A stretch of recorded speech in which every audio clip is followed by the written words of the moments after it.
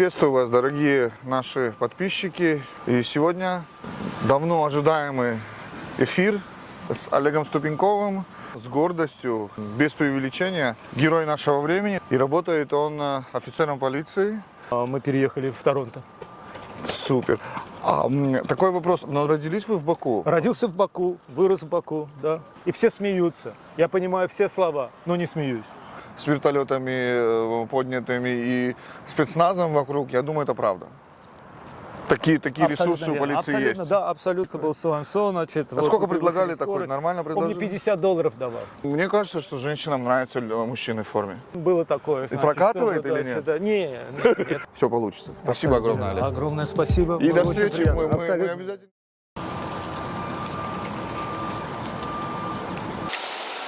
Приветствую вас, дорогие наши подписчики, наши фолловеры. И сегодня давно ожидаемый эфир, даже не эфир, а видео с Олегом Ступеньковым.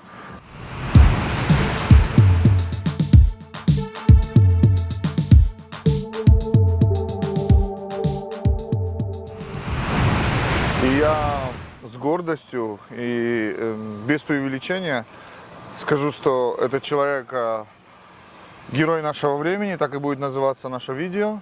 И работает он офицером полиции в Peel Region. Так точно. Олег, это у нас будет такая просто беседа, как мы с тобой беседовали совсем недавно. Ты мне рассказывал очень интересные вещи. Вот, в принципе, в таком же духе мы хотим это все делать и на камеру. Как давно ты в Канаде? С 97 года. О, это давно. 1 сентября 1997 года мы прибыли в Торонто. А до этого ты жил в Баку или еще где-нибудь жил? До этого мы жили 3 года в Штатах. Мы жили в Техасе, в Остине. Мы уехали из Баку в 1994 году. В сентябре тоже. Как Значит, интересно. я в сентябре. Жена уехала чуть пораньше. Она училась в университете University of Texas в Остине. И вот таким образом мы оказались в Америке. Жили там 3 года. А потом, по окончании срока ее учебы, мы переехали в Торонто. Супер. Такой вопрос. Но родились вы в Баку? Родился в Баку, вырос в Баку, да. Я сразу скажу, что это не фамильярничество, просто у нас в Грузии нету местоимения «вы». У нас есть... Ну, его просто нету. Мы обращаемся друг к другу на «ты». В принципе, я не думаю, что у нас большая разница в возрасте, и ты меня простишь, что я буду обращаться к тебе на «ты». Конечно. Такой вот вопрос у меня. Значит, вы с Америки переехали сюда. Какое-нибудь отношение к полиции, к спорту, каким-то силовым ведомствам ты имел в Баку? К спорту имел, к полиции совершенно никакого отношения не имел, да. Кем ты был в прошлой жизни? Ну, в прошлой жизни я был переводчиком. С английского языка? С английского, да. Я ходил в спецшколу. Для тех, кто бакинцы смотрят меня, первая железнодорожная школа в городе Баку была очень сильная школа с преподаванием ряда предметов на английском языке. И мне посчастливилось учиться в этой школе. У нас были очень сильные педагоги.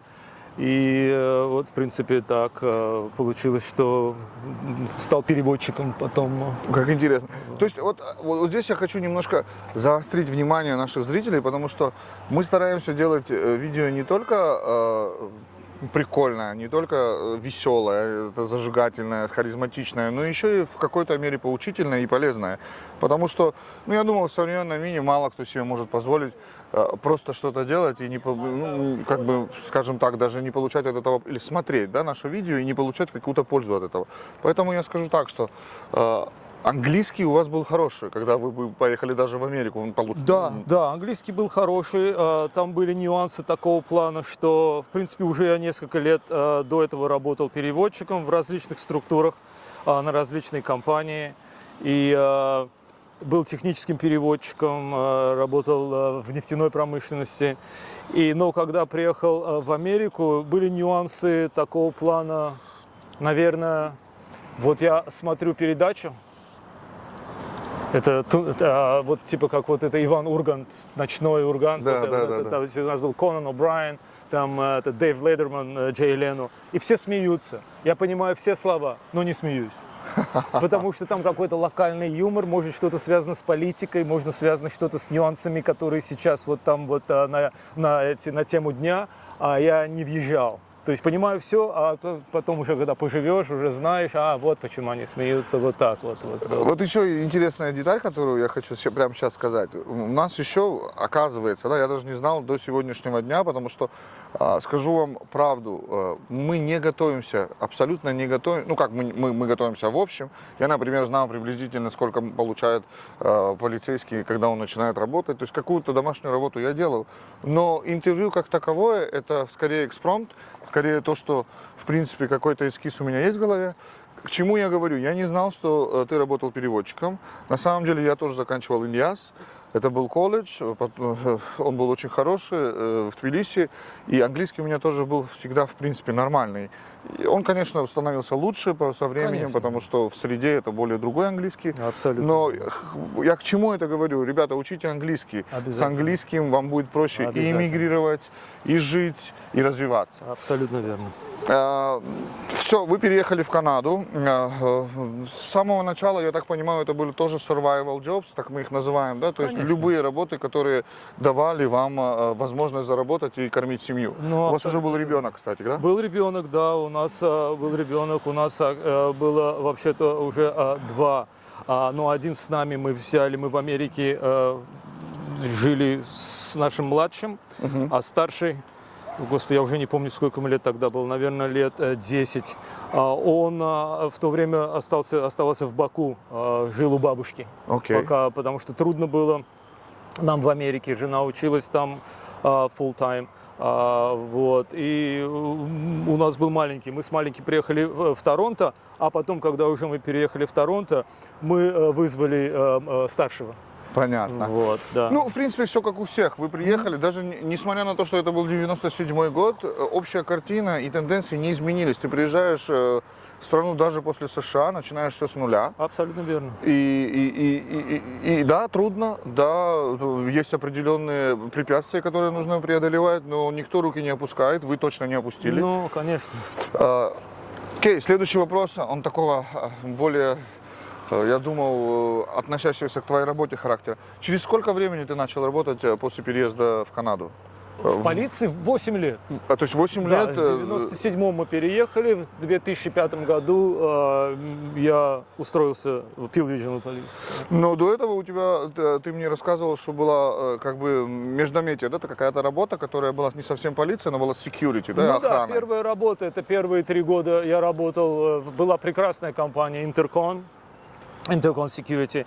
Я работал тоже в даунтаун, это называется Manulife Center, 44 Charles. Это, Супер. Ну и да. потом ты решил уже, что ты готов, пора, и сделал следующий шаг. Да, и это, в принципе, я советовал даже ребятам, которые вновь прибывшие в Канаду, сразу не суваться в полицию, потому что даже если ты знаешь английский язык 100%, нужно все-таки немножко знать законы, нужно немножко все-таки знать инфраструктуру перед тем, как идти. Это будет легче работать. Очень трудно, когда приехал и сразу идешь в полицию. Это очень трудно. Это очень хорошая. Эта информация, ребята, вот об этом я и говорил, когда я вам говорил, что у нас будут и прикольные видео, и в то же время вы что-то можете для себя из них подчерпать.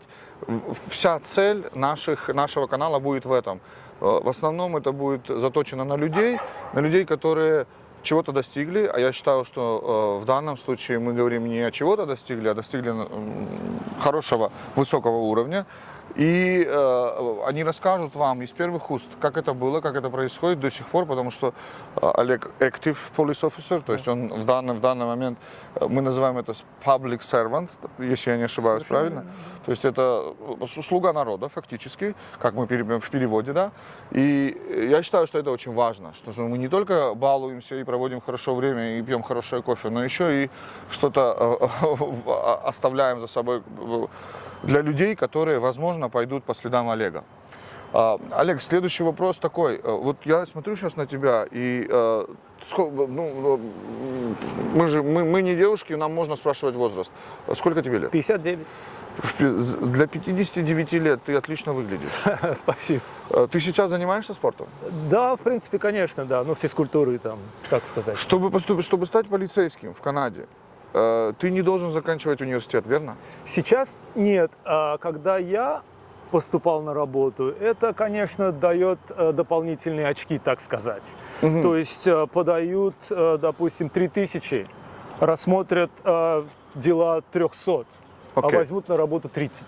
Вау, то есть, В принципе, отбор там да, жесткий. Отбор, да. Отбор Отбор, жесткий. особенно когда я поступал, отбор был очень жесткий. И у нас получалось так, опять-таки, образование, потом опыт работы и в аналогичных сферах. Но это опять-таки security. Кто-то работал там, я не знаю, в этом, как его... corrections, тюрьма, допустим, там. Или же, опять-таки, у нас есть court officer, вот это люди, которые... Вот что-то вокруг, что-то связанное с силовой структурой. Законом, что-то связано с силовой структурой, что-то связано с сознанием законов, будь то провинциальный закон, будь то муниципальный закон или же федеральный. То есть люди, которые закончили учебные заведения, like Police Foundation, By law enforcement, law and security. тикеты разносить. И потом можно стать полицейским. Это можно, да. У тебя есть какой-то уже шанс, допустим, выше, чем у кого-то, кто просто закончил школу и пришел. Окей. Что ты скажешь насчет, вот есть такой сервис, я не сильно силен в этом, ну, я в этом не работаю в этой системе, но есть сервис, они вроде как не совсем полицейские, но они кадеты. Кадеты, кадеты это очень хорошая программа. Я не знаю, все ли организации имеют эту программу. В ПИЛ, где я работаю, эта программа есть, существует. И для полицейских, заточена на полицейских? Они, в принципе, да, это кадет. Он, по-моему, программа начинается, то есть 19 лет тебе должно быть. Вот 19 лет, по-моему, там до 25 лет, если я не ошибаюсь. Опять-таки, я не уверен, но, по-моему, вот такой вот эта разница. И это ты, если хочешь стать полицейским, опять-таки, закончил колледж. У нас Шеридан колледж, Сенека колледж, Centennial колледж, Humber колледж. У всех есть эти программы. Это Police Foundations и еще Law and Security. Вот эти программы, значит, они обычно двухгодичные программы. Вот. И по окончанию этого колледжа люди, если молодежь хочет идти в полицию, они могут, у нас есть программа, на которую они могут подать, апеллировать. Это кадет. То есть, значит, ты работаешь в полицейской организации, и уже у тебя есть какие-то базовые знания того, что происходит. Потому что обычно они не сидят в одном и том же бюро или в департаменте. Обычно это будет 2 месяца в одном департаменте, потом Их другой их переводят. Вот они, значит, туда-сюда, они знают, как работает communications, они знают, как работает forensics. Они знают, как работает там просто дивизии. В дивизии их очень много, в рабочей городской дивизии. Они обычно занимаются там делопроизводительством. Они, значит, вот это файлы. Изучают профессию. Они изучают, они знают, как, что к чему. Их берем мы на дорогу. И, значит, почему эта программа хороша, это для молодежи, естественно. Тем, что если после того, когда 1,5 года, 2 года вот эта программа, ты кадет 2 года, потом у тебя больше шансов потом просто стать полицейским офицером. Constables у нас это называется, constable. У нас английская система. Очень классно, очень классно. Да. Человек, который работал в полиции дома, все еще ему позволяет и здоровье, и возраст, и он приехал в Канаду. Насколько это даст ему какие-то преференции стать полицейским здесь? Или он на том же фактическом? Естественно, будут преференции. Будут? Да. То есть такие люди нужны? Абсолютно, Ты считаешь, что такие люди нужны? Абсолютно верно. То есть это уже знание, закон, он будет разный. Дисциплина, Дисциплина, самоустройство работы, ты уже знаешь, как... Потом знание, как общаться с людьми. Ведь мы же общаемся с людьми.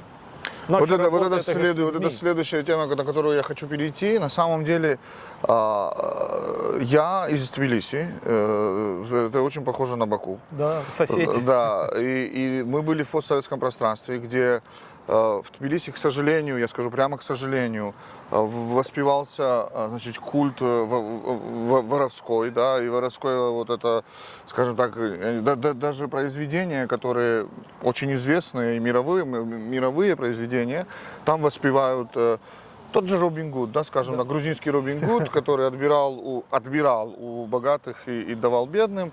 Ну, концепция утопическая, конечно, если меня спросить. Никого отбирать ничего не надо. Есть вполне легальные пути жизни. Вот. Ну, в любом случае, я никогда не питал симпатий к полицейским. И я думаю, они тоже. Я был довольно трудным ребенком.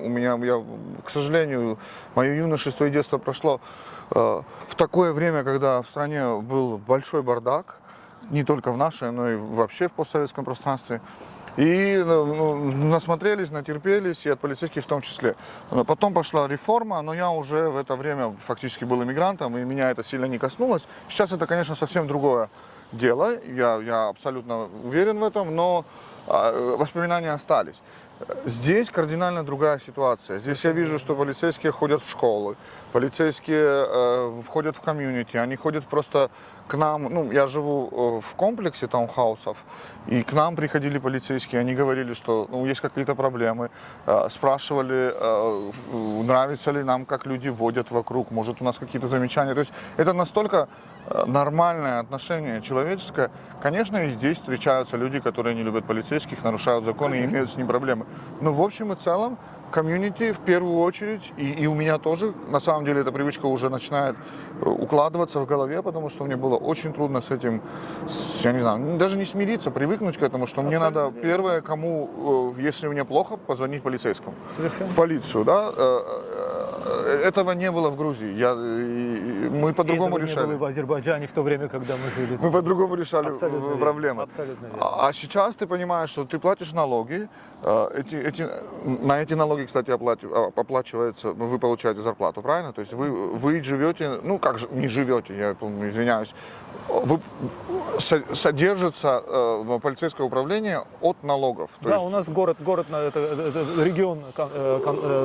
Ресурсы идут фактически от налогоплательщика, поэтому мы и говорим, что, значит, public service, да, слуга народа, потому что деньги фактически идут из налогов граждан. Абсолютно я так получаю. Да? Понимаю это все. И это действительно очень синтезируется правильно. И получается, что работодатель фактически не полицейский участок, а работодатель люди сами. Государство и люди. А что такое государство? На мой взгляд, это как раз те люди, бизнесы и все остальное. Вот это и есть государство. И мы очень сильно взаимосвязаны. И вот эта взаимосвязь, она здесь явно просвечивается, не только просматривается, она есть, она реально есть, она работает. То есть я последний раз беседовал с полицейским совсем недавно, когда начался школьный год. И он стоял, когда мы вели детей в школу. Это было очень приятно, потому что люди отвыкли от школы. Ну, наверное, да, люди быстрее ездили в школьной зоне, потому что не было школ. А сейчас он там стал и явно показал, что школа началась. И, наверное, несколько штрафов выписал, сказал, где можно парковаться, где. То есть вот это участие полиции в повседневной жизни, это совсем другая история, на мой взгляд. Насколько часто тебе приходится общаться с людьми? Какие твои duties вообще? Вот сейчас какой твой день обычно? На этапе я старший инструктор, замначальника отдела, который занимается Emergency Police Vehicle Operations, то есть все, что связано с автомобилями, все, что связано с погоней, предотвращение погони, методы предотвращения погони. Значит, вот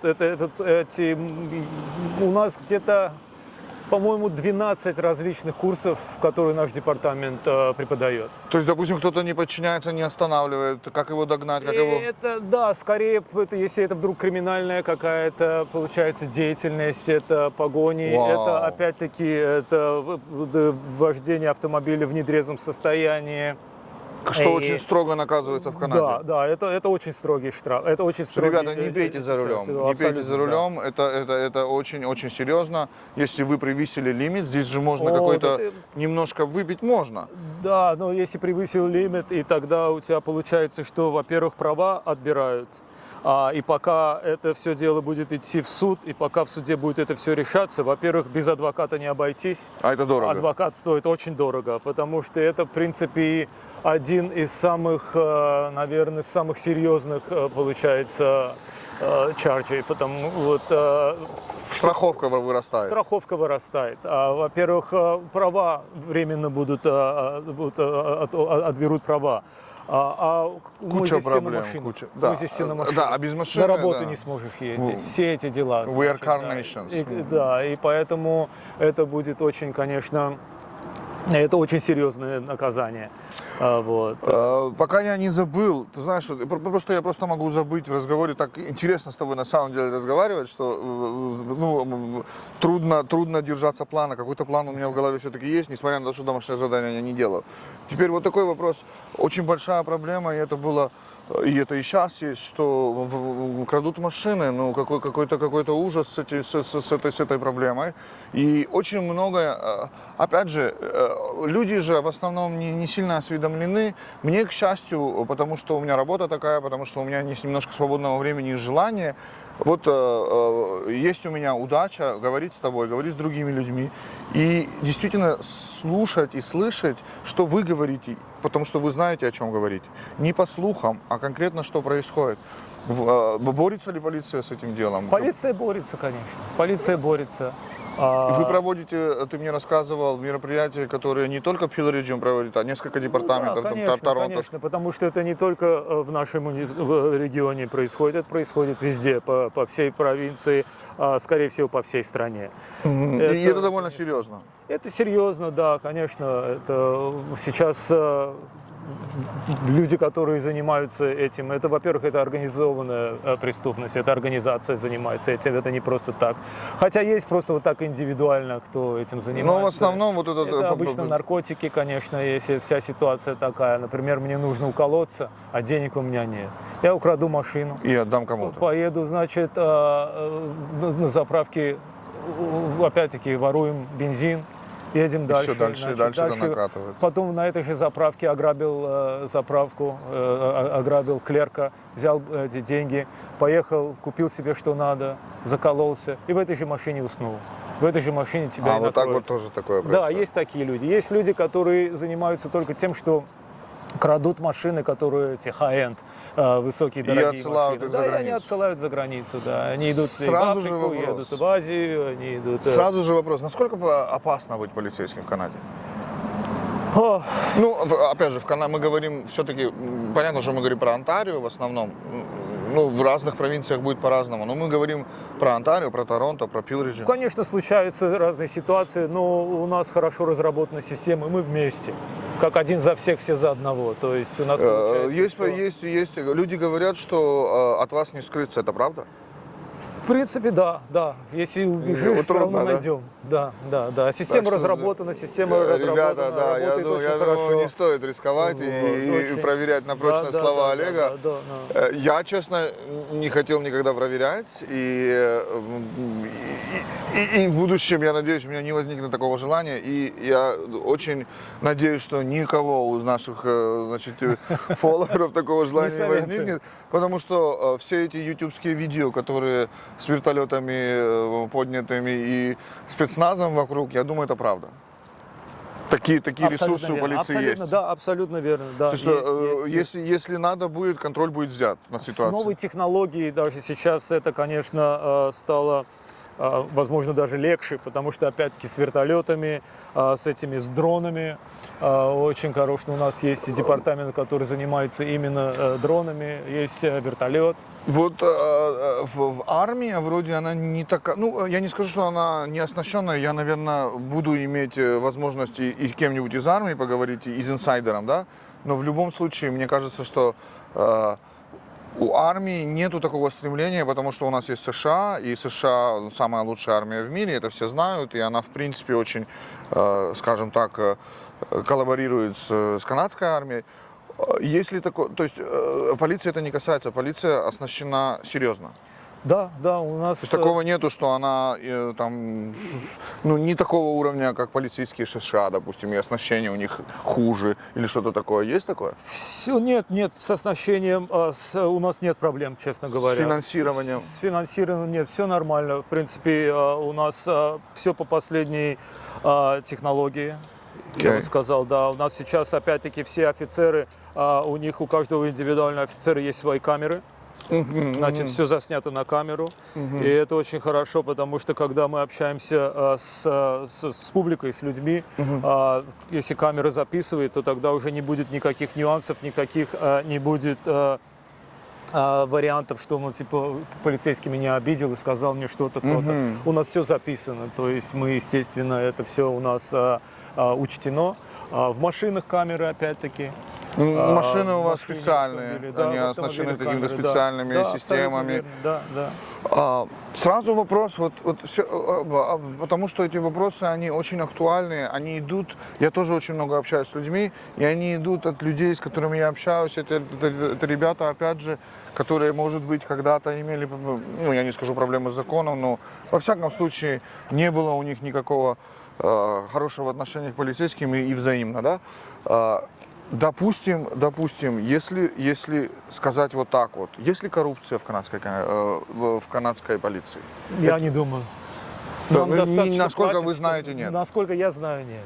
В моем департаменте его точно нет. Окей, потому что очень много слухов, очень много каких-то спекуляций, что ну, такое возможно и такое может быть. Ну, опять же, это слухи. И может, я думаю, чтобы не показалось нашим зрителям, что все идеально. Идеального, мне кажется, ничего не бывает. Гурам, я расскажу один интересный случай, чтобы интересно было слушателям тоже, а то мы так серьезно разговариваем. Да. Вот, значит, немножко, это на самом деле, это не шутка, это на самом деле было. Много лет назад, когда я был патрульным офицером, был такой вариант, когда мне несколько раз предлагали взятку. Вау. Да, когда я останавливал машину. А какие ваши действия? Вы должны арестовать такого человека? Нет, я просто им на русском языке говорил: братишка, уже не надо, ты в Канаде. Потому что они были из бывшего нашего, да, наши бывшие. Только наши бывшие. Прикольно. Это как в «Брат 2», да? Там есть какой-то момент, когда про взятки они говорят или что-то такое. Я не помню точно. Я не помню, но у меня это было. Я остановил однажды машину, которая ехала быстро, превышали скорость, а я был трафик-кар. Значит, и я остановил машину, подошел, представился, как всегда. Значит, вот так. Прикольно. Constable so-and-so, значит. А сколько предлагали такой? Нормально Он мне предложили? $50 давал. Это мало. Ребята, Дедушка из Ленинграда, если из уж предлагаете больше. Дедушка из Санкт-Петербурга. $50 не канает. Такой еще вопрос.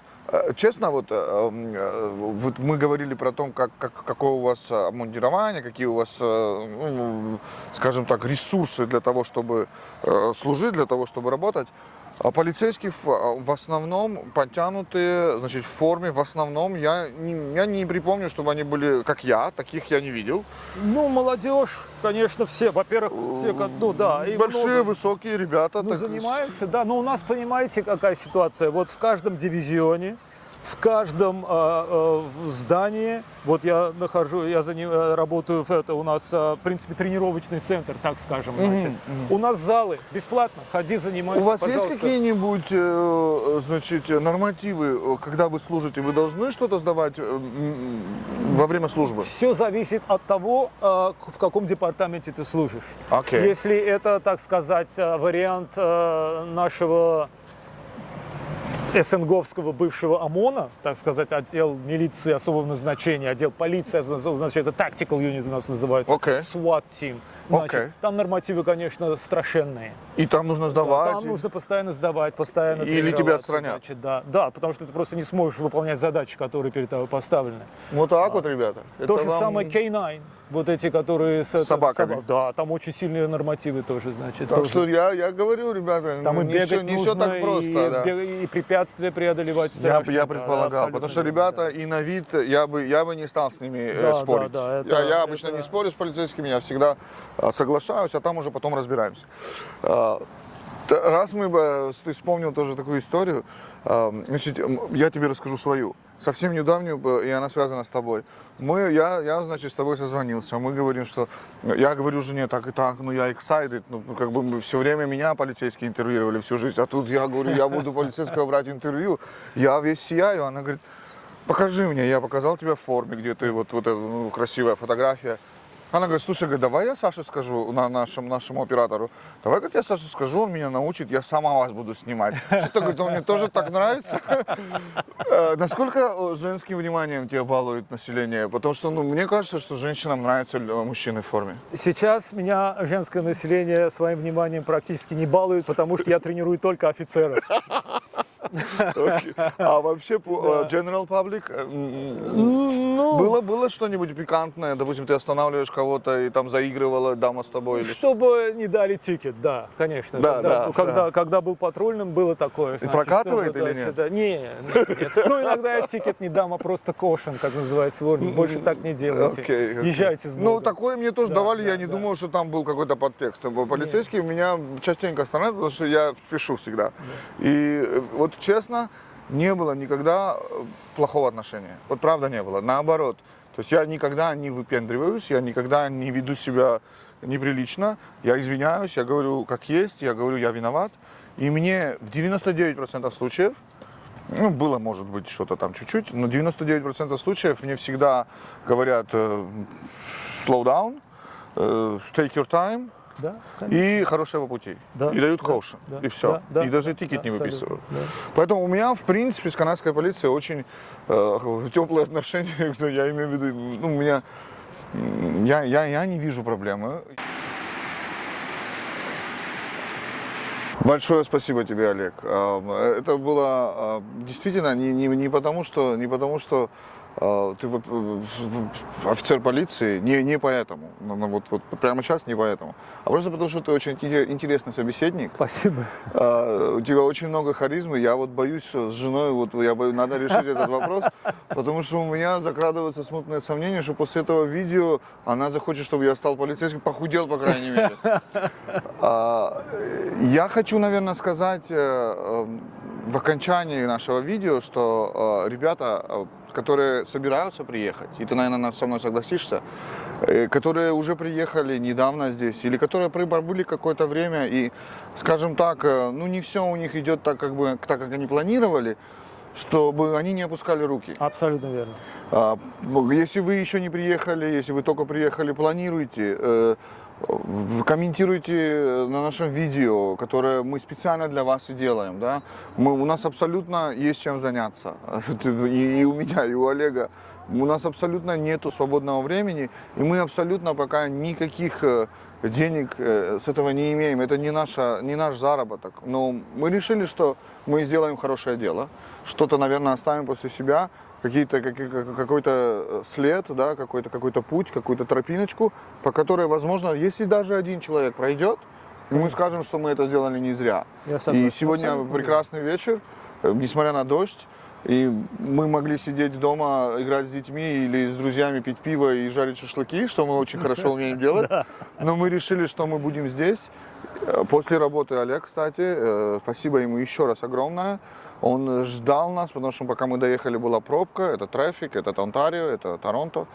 И я думал, что самое главное, ребята, самое главное, все получится. Вот вам живой пример, я не буду брать себя, потому что я недостаточно долго в Канаде, и я не полицейский.